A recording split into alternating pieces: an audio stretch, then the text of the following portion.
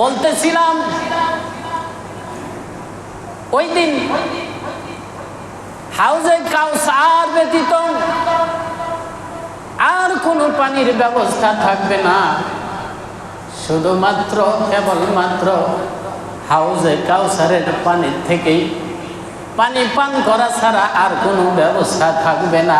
আর ওই হাউজে কাউসারের নিয়ন্ত্রণ থাকবে আমার রাসূলের হাতে। আর রাসূল ওই হাউজে কাউসার থেকে তাদেরকেই পানি পান করাবেন যাদের অন্তরে রাসূলের মহব্বত আছে, রাসূলের অন্তরে যাদের প্রতি ভালোবাসা আছে, এই ধরনের মানুষকেই রাসূল হাউজে কাউসার থেকে পানি পান করাবেন।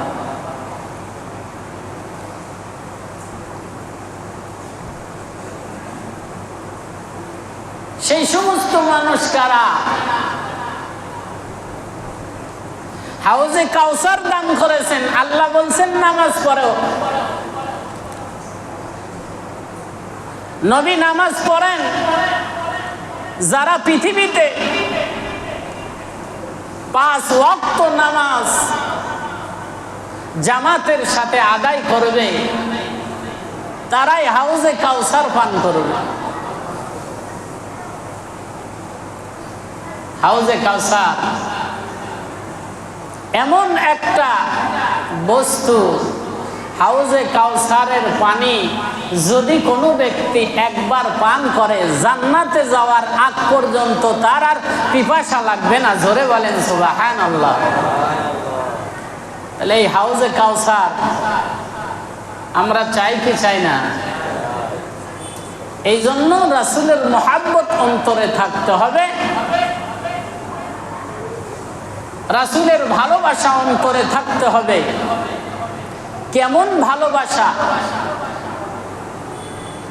আল্লাহ রাসূল বলেন, লা ইউমিনু আহাদুকুম হাত্তা আকুনা আহাব্বা ইলাইহি মিন ওয়ালিদিহি ওয়া ওয়ালাদিহি ওয়ান নাসি আজমাইন। একজন সন্তান পিতাকে ভালোবাসে, একজন পিতা সন্তানকে ভালোবাসে, একজন ভাই বোনকে ভালোবাসে, বোন ভাইকে ভালোবাসে, একজন বন্ধু আর একজন বন্ধুকে ভালোবাসে, প্রেমিক প্রেমিকাকে ভালোবাসে। যত ধরনের ভালোবাসা আছে, সমস্ত ধরনের ভালোবাসার চাইতে আমার রাসূলের ভালোবাসাকে প্রাধান্য দিতে হবে। জোরে বলেন ঠিক কিনা? তবেই হাউজে কাউসারের পানি।